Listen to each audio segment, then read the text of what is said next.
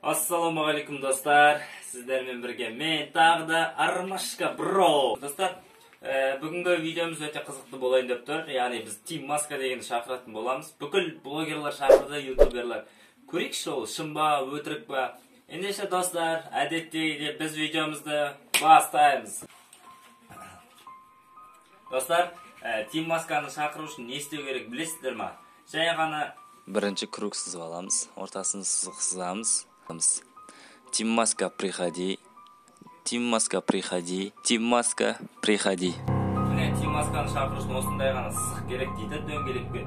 Және де 3 рет ойлаңыздар, Team Maska приходи деп айту керек екен. Ендеше достар, бастайықшы видеомызды. Сіздер комментарийға жазып кетіңіздер, бірдеңке байқадыңыздар ма, осы арт жағынан болсын, жан жағынан болсын, дауыстары болсын, өйткені Team Maska мен келген білмеймін, оны танымаймын ол кісіні, мен көрген жоқпын оны. Кеттік бастайық оны. Team Maska приходи. Team Maska приходи. Team Maska приходи. Ең туралы блогерлар. Team Maska приходи. Team Maska приходи. Team Maska приходи.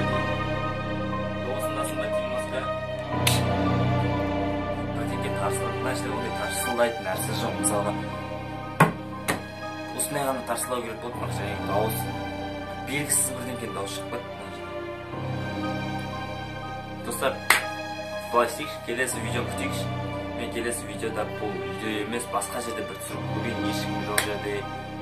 Зират жақта түсіріп көрейін, осында басқа бір маска түсіріп көрейін, басқа да елес шақырып көрейін. Несі соң көргілерің келсін, давайте канал достарым шақырыңдар.